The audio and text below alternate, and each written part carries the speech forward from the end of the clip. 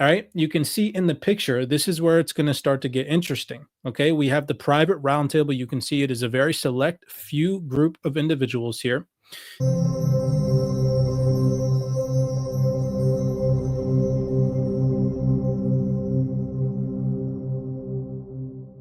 Alrighty, what is going on, everybody? Welcome back to another CYPRX video banger. In today's video breakdown, we're going to be diving down the rabbit hole. I'm going to be showing you all some insights into some closed door meetings, showing you guys that Ripple is a massive part of the building out of this new financial ecosystem, along with many other market participants, that Bitcoin is a massive distraction right now. And I'm not against Bitcoin by any means. I don't want Bitcoin maxis to think I'm attacking them or anything. I'm actually an advocate of Bitcoin. I'm an advocate for this entire space and the progress of this ecosystem as a whole. I even hold Bitcoin, but I'm here to show you guys today, especially as new entrants come into this space, as new crypto investors come in, the mainstream media is gripping everybody and gearing everybody's attention towards just investing in Bitcoin.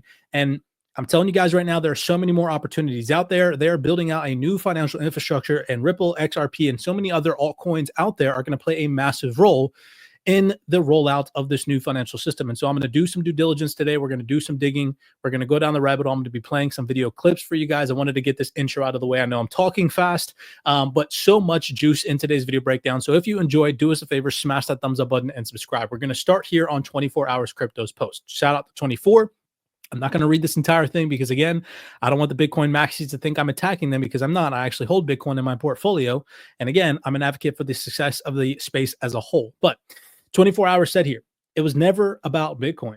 When will these knuckleheads understand that? I'll stop there. I responded by saying, I have so many video clips from large financial institutions, which you guys are going to see today. Some of them, not all of them, because it would take forever for me to show you guys all of my data. But still, some of them, of institutions saying that Bitcoin is not the chosen one for the new internet financial system. All the info is publicly available. And honestly, it's sad that people will not save themselves and conduct more thorough research. So again, here at CYPRX, we're in an attempt to do some of that research for you guys. All right.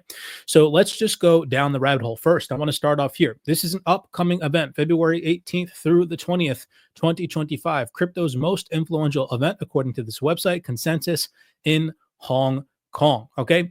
And if we just look at who the speakers are, interestingly enough, on the panel discussion titled Institutional Predictions and What is Next, we have an individual named Fiona Murray, the managing director of Asia Pacific at Ripple. So I just thought that that was interesting to see, and something to look forward to positively that I'd start this call off with. So definitely be looking forward to this. Maybe we get some nice video highlights from this event. I'll definitely be paying attention to this one. Okay. So we're going to come over here to LinkedIn. Archax posted this just a couple of days ago, where they talked about next week, i.e. this past week, because now this is old. Simon Barnby, CMO at Archax, will be speaking at the XRPL Executive Breakfast, an exclusive event hosted by XRPL Commons and Ripple, focused on deploying institutional DeFi. That is going to play a very important role as we progress through today's video breakdown. Key topics that they discussed, because now this event is over as of time of recording this video breakdown, it is the 30th. This event took place yesterday on January 29th. They talked about DeFi 101, fundamentals and the evolving landscape, institutional use cases, asset tokenization, money market funds, operational considerations, bridging legacy systems, compliance, risk management, and much more. Okay. So that was very interesting. Now, I want you guys to take a second and listen before we get into the closed door meetings. And then before we then get into, the panelists, the institutions, the large market participants, the sophisticated investors saying that Bitcoin is not the chosen one and that they're not going to use Bitcoin, listen to what this individual, I believe he is the CEO of digital assets, Yuval something, I'm not going to butcher his last name. Listen to what he says about how closed door meetings are happening and crypto behind the scenes is progressing. Okay, so take a second and listen, because this is going to go hand in hand with what I'm about to show you guys. In real life is helping, at least for digital asset, when we're having conversations with the Fed, with the OCC, and with regulators globally to say, look, this is not a pipe dream. This is actual reality. And guess what? All of these organizations that are using this technology for other asset classes, guess what? They're worried about privacy. They're worried about scalability. All of the things that you're worried about when it comes to money. So I actually think that, very similar to Paul, you are seeing a lot of politics play in some of the challenges. But I will tell you that at least behind closed doors, we are finding much more open ears. And now the fact that you have use cases that are showing real results is really helping propelling this forward. Andres, how do you think about it? So he talked about the political landscape. He talked about closed door meetings and the closed door meetings actually propelling this space forward. Again, put two and two together. We saw Brad Garlinghouse take a picture with Donald Trump just the other day. There was a whole shabacle surrounding that. Again, I'm not going to try to bring conspiracy theories to the table, but it's all part of the game. What do I mean by it's all part of the game? Well, if we just, go down the rabbit hole on that note, again, here is that picture where Donald Trump posted with Brad Garlinghouse, right? Just yesterday, President Donald Trump appointed his friend Caroline D. Pham as acting chair of the U.S. Commodity Futures Trading Commission. Well, if we briefly remember going back in time, again, the internet is just such an interesting thing to utilize to your advantage to do sophisticated research. We have Caroline D. Pham right here posting next to Brad Garlinghouse saying the next stop on my learning tour was visiting Ripple Labs. Like, you cannot make this stuff up, people. So when the individual gentleman just now, Yuval, the head or the CEO of digital assets, mentioned that there's a political aspect to it. So I actually think that, very similar to Paul, you are seeing a lot of politics play in some of the challenges. Ripple has its hand in the political spectrum of this crypto race as well. So I just thought that I'd bring to everybody's attention that little tiny interconnectedness right there. Back to the closed door meeting. Okay, so you heard the gentleman. He mentioned, politics. He also mentioned progress in closed door meetings behind the scenes, moving this space forward. But I will tell you that at least behind closed doors, we are finding much more open ears. And now the fact that you have use cases that are showing real results is really helping propelling this forward. Okay, so if we come over here to the UK Crypto Asset Business Council LinkedIn profile, you can see just a week ago they posted this. Busy morning for the UK CBC members with another private roundtable in the House of Commons with Daniel Aldridge MP, a notable labor tech advocate and co-chair of the Digital Inclusion All-Party Parliamentary Group. And then down here, all right, you can see in the picture, this is where it's going to start to get interesting. Okay, we have the private roundtable. You can see it is a very select few group of individuals here. Here they all are standing in a row for the picture. Now, if we come back over here, you can see that it highlights who was in this little tiny meeting, and this drop-down list pops up. And it says here, we have Brej Tinley, Matthew Osborne, Policy Director, EMA at Ripple. We're going to get into all these individuals. Raphael Landsman, Regulatory Counsel at the GSR. We have Katie Harris, Director of International Policy at Coinbase. We have Dan Ante, the Compliance and Risk Officer at MLRO. And we have Jordan Wayne, Public Policy at Chain Analysis, and Perry Scott, Policy and Government Affairs Manager. Okay, so you can see directly that Ripple was a part of this little tiny roundtable. Now, if we just click through some of these individuals' names, this is what's going to play an important role. So all these people that I'm going to go over real quick played a role in this private roundtable. You can see here Dan Ante. Who is Dan Ante? Look at his experience. International Compliance Director at UK MLRO at MoonPay. Right? Okay, that's going to play an important role. Why? Because if we go back to a fundamental piece from just last month, well, yeah, by the time you guys watch this video breakdown, it'll be 2 months ago. But December 23, 2024, Ripple partner MoonPay to acquire major crypto firm for $150 million. And then what just recently took place, right? Just on the 14th of January, 2025, MoonPay acquires Helio to enhance crypto payment services. Okay, they tell you all of this stuff in advance, people. This is, again, what I'm trying to show you guys is that this is not some make-believe conspiracy theory. You heard the individual representative, the CEO of digital assets, mention that closed door meetings behind the scenes are what's progressing this digital asset landscape moving forward. He also mentioned how there's a political aspect to it. I showed you guys pictures of Brad Garlinghouse standing next to the political aspect of it, right? And then I also am now showing you guys that Ripple is sitting in on these closed door meetings with individual representatives in this space, like this gentleman here, Dan Ante, who is the compliance director at MoonPay, right? And I just showed you guys some of the interconnected announcements that just came out more recently, okay? Now let's continue down the rabbit hole. So who else did we have at this meeting? We had this gentleman here, okay? Actually, let's get into this individual in a second. We'll use this dude last, okay? Check this out. So Brej Tinley. Brej Tinley, All right. If we go down to his experience, this is his LinkedIn profile. You can see right down here, he's the co-chair of the Tokenization Forum at Global Digital Finance, and he is the head of market development at CYPRX, and he's sitting in on this closed-door meeting with a Ripple representative. Here is that Ripple representative right here, Matthew Osborne, the policy director EMA at Ripple. And if we scroll down here and look at his credentials, he used to be the senior and manager for payments policy at the Bank of England, and he is now the policy director, EMEA, at Ripple. Okay, so again, you got an individual representative from CYPRX, you got an individual representative from Ripple, you got an individual representative from MoonPay who just acquired Helio, right?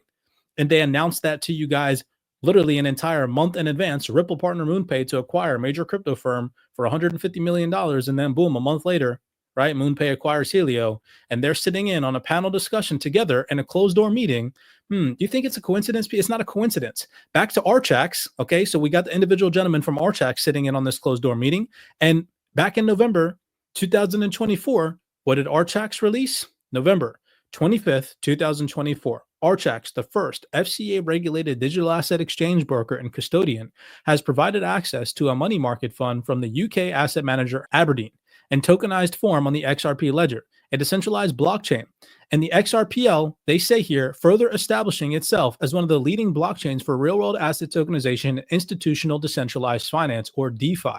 And what did CYPRX just post on their LinkedIn profile a week ago? Deploying institutional DeFi, an executive breakfast roundtable that XRPL Commons, Ripple, and CYPRX were all a part of. Okay? You cannot make this stuff up. Now, last but not least, this individual gentleman right here, I don't have time to go down the rabbit hole of all the other individuals at this roundtable, but I did want you all to pay attention to this gentleman here because, again, like I mentioned, there's so many opportunities out there outside of just Bitcoin, okay? Hope you guys are following along with me. I know that the rabbit hole goes a little bit deep and I'm talking fast, but if you enjoy this deep dive, smash that thumbs up button and subscribe. So we got this gentleman right here, Perry Scott, okay? I just want you guys to see that he was on this roundtable. Right down at the bottom, you got Perry Scott, okay, Policy and Government Affairs Manager. So let's go over to his LinkedIn profile and look at his credentials. So you got Perry Scott here, okay, currently the Kraken Digital Asset Exchange Policy and Government Relations Manager, and he also used to work at the HM Treasury, okay? Well, what did I just post on my X profile, ladies and gentlemen? You cannot make this stuff up. Come on now, people. We got a big win for UK crypto. A new statutory instrument ensures staking services within qualifying crypto assets won't be treated as collective instrument schemes. This clarity fosters innovation, boosts confidence, and strengthens the Web3 ecosystem. And this is effective tomorrow, January 31st, 2025. This is posted from the UKCBC. Right? At the Tokenization Summit in November 2024, the city minister, a statutory instrument has been laid before the parliament to remove any legal uncertainty over whether certain staking services constitute as a collective investment scheme under Section 235 of the Financial Services and Markets Act. Okay? Coming for the markets, the 31st of January 2025, and then what was just announced? What was literally just announced today? You're going to start to see these developments unfold at a rapid pace because institutions are freaking coming. Okay. 3iQ files preliminary prospects for world's first Solana staking and XRP ETFs. Okay. This is so not a coincidence. This is all the interconnectedness behind the scenes that no mainstream media platform is going to bring to your attention. Okay. They're not going to go out and tell you that these closed door meetings are happening. However, they are happening and they make them public after they happen. Okay.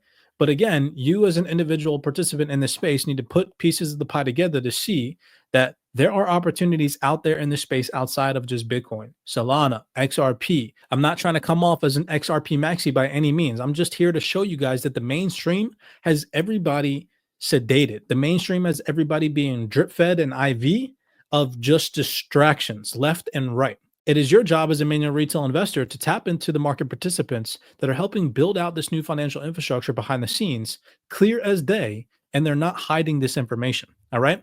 So back to the very first post that we started off with, this X post, where I said that I have so many video clips from large financial institutions saying that Bitcoin is not the chosen one for the new internet financial system. Now, I'm not sitting here saying that it's not going to survive or perform to some degree relatively well over the coming years, but there are so many other opportunities out there. And I hope that this video breakdown sheds some light that there are some ongoing things that are happening behind the scenes that the mainstream media is never going to bring to your attention. They're going to spoon feed you Bitcoin, while behind the scenes, many other large market participants are involved in the building out of this new financial ecosystem. Take a second here and listen to all of these video clips. Yes, A little yes. bit on that. I think we all talk about efficiency, faster payments, and all that solution. But here are some interesting facts. If you look at institutions like BlackRock, Fidelity, Numera, all of these ones, doesn't matter, the list is just big. They are all talking about the slowest currency within the cryptocurrency space, i.e. Bitcoin. And the reason for that is there is a lot of faith behind it, which is concerned. I don't know, I'm not expert enough to say it, whether it's a commodity, whether it's a currency, but there is a faith, and that's the only reason that they're considering it as an alternative asset. But they're not transacting. They're not transacting. But they're not transacting. They're not transacting. They're considering it as an alternative asset. In terms of a geopolitical turmoil, it could be considered as an asset which will have some sort of a value. To go digital, we need it, period. Otherwise, I mean, nobody wants to settle in Bitcoin, no? Or in Ethereum. It would be completely ridiculous. Technology today to be able to help scale Matthias and Jürgen in their efforts. Yeah, I mean, I think we heard scalability is definitely, an important aspect. And I mean, if you look at traditional blockchain projects, say Bitcoin, Ethereum, etc., they're well known, but they face issue with respect to scalability, transaction speed, or the abilities to store data on it. So I think they're not powerful enough to really support infrastructure, for example, that will allow clearing. I think they're not powerful enough to really support infrastructure, for example, that will allow clearing. Or even use it, as a private network to build secure systems. So, I mean, obviously, you can't change the world overnight, but I do think that's actually the right approach to build systems. Current IT systems are very broken, and I think all the financial institutions have that problem, right? Like you started from a mainframe somewhere that then drilled holes into it because it needs to connect to the rest of the world. And so we have a very patched up system. And so if you want to fix security, blockchain is the answer, but not Bitcoin. But fix security, blockchain is the answer, but not Bitcoin, Crypto. And I would say the technology offers so much more that you should look over Bitcoin and see what the possibilities offer even more. I'm from Nigeria. And just to send money to my mother in Nigeria is a challenge from a fiat perspective. Every month, I try to send payments from my HSBC accounts, via Flutterwave to Nigeria. The same amount, the same time, the same amounts, the same time of month, and every time it gets blocked. Every time, and it gets flagged for fraud. And this is from a fiat perspective. So can you imagine how difficult it's going to be if I was to use, Bitcoin to this? In Nigeria, you can't send, Bitcoin. If you think about what Bitcoin was supposed to deliver to us, it was a medium of exchange. Now, as we know, Bitcoin did not serve very well in that function. At some level, it's become a purely speculative financial asset. This always creates a lot of groans and boos in a cryptocurrency conference. But I see that there are more sober minds here. It turns out that as a medium of exchange, it does not work very well. We know about the efficiency, cost, and time to settlement problems. And of course, so you heard the perspective about Bitcoin, and albeit this is not an XRP directed video breakdown, I was just utilizing XRP and Ripple as an example that they are building out the new financial infrastructure behind the scenes, and there's so many other options out there. Now let's take a listen to some insights from a Ripple representative and discuss and talk about Ripple's XRP, and just listen to the mindset switch. So you heard so many video breakdowns of individuals stating that Bitcoin is not going to be it, right? At least for payments. It might be utilized as a store of value, that I can agree with, but it will not be utilized for payments in the future, for fast, scalable, frictionless payments. Take a second and listen to this Ripple representative, Anthony Ralph, talk about XRP. 2016, looking at all these wonderful projects that you could do. And it was very much felt like the sort of late 90s, early 2000s with the .com. There's all this stuff, all this hype, all this broth coming out. And it was only the sort of the real use cases or the actual meaningful usages really came on the back of that once that hype had died down. I think we're seeing that. And what we've always been doing is we never approach this space from destroying the incumbents. We actually want to work with the incumbents because we see that's critical to making this work. So even by the sort of the design of the ledger that we use, the XRP ledger, when we use a derivative of it for central bank digital currencies, it was always designed in a framework of how do we protect the governance of the ecosystem?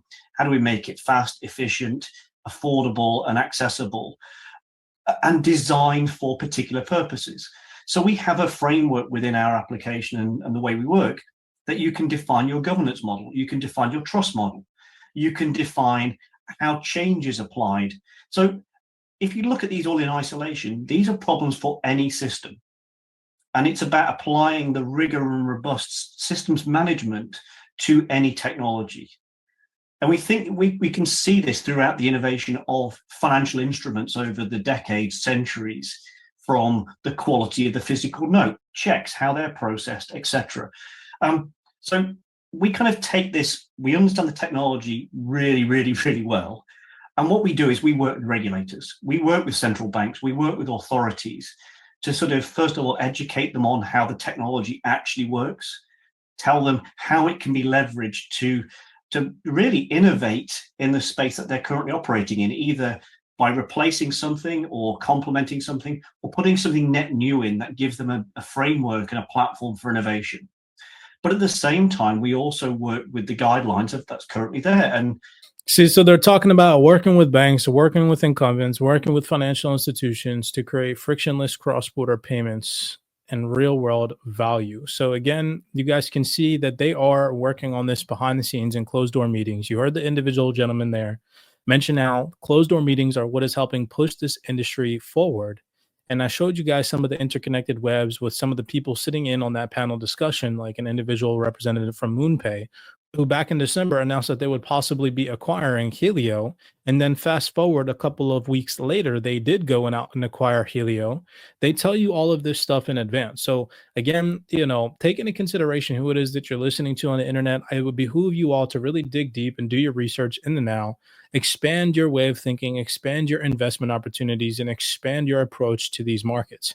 Many blessings to you guys. With that being said, hopefully you enjoyed today's video breakdown. Do me a favor if you did, smash that thumbs up button and subscribe. I'm not telling you guys to go out there and buy Solana or buy XRP, which are the two digital assets that I mentioned in today's video breakdown. Always do your own personal research and assess your personal risk properly. With that being said, I'll see you guys in the next video breakdown.